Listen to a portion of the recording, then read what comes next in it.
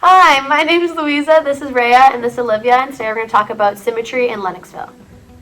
We will go over the basic definitions of reflection, translation, and rotation, and how to figure out if something is symmetrical, and specifically where we can find symmetry in Lennoxville.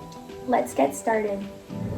Reflection is flipping a shape across a line, so this shape will stay the same, and the points will be flipped so that A will be here, C and B, and the object does not change its size or shape. So translation is moving a shape any direction on a grid.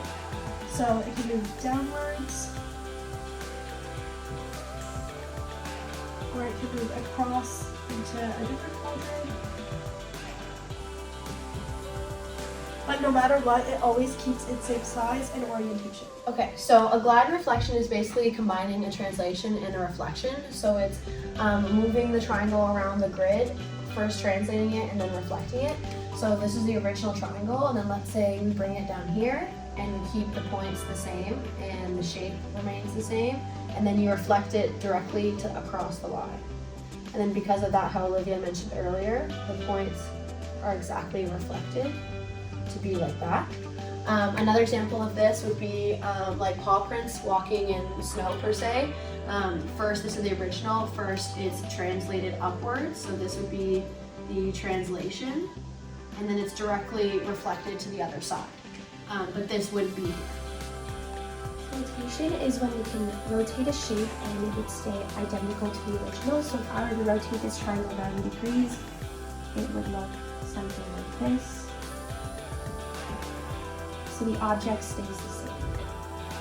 The textbook defines symmetry as a rigid motion that moves the object back onto itself.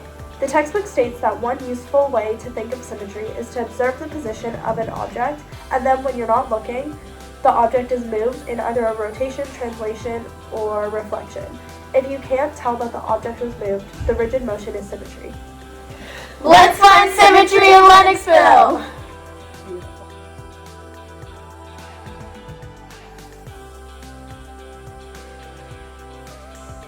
This is symmetry.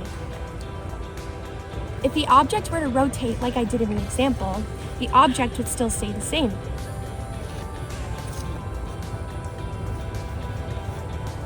There you have it. This arch is symmetrical because if you took one side and flipped it onto the other, it would be the same, besides that purple side. This lava lamp would be a form of reflection symmetry because if there were a line down the middle, both sides of the object would be the same.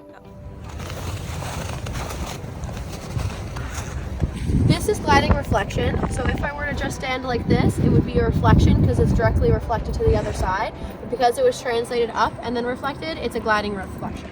This is an example of a reflection and the translation. As you can see, this is directly reflected on the other side. It's equally far apart from the outside and the inside. And then this is a translation from the bottom knobs. And this arch looks like it could be symmetrical, but it's actually asymmetrical because if you flipped it onto itself, the 1891 would be a complete back. These two blue chairs are an example of rotation. So this is a translation. As you can see, it moves throughout different parts of this wall, but the shape remains the same. You can see that B at the top moved horizontally and vertically, but it remained its shape. So it's a translation, not a reflection.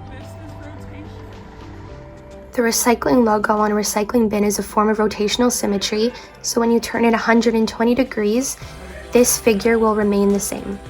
This pole and that pole there is an example of a gliding reflection because it's not directly reflected on the other side of the train tracks right there.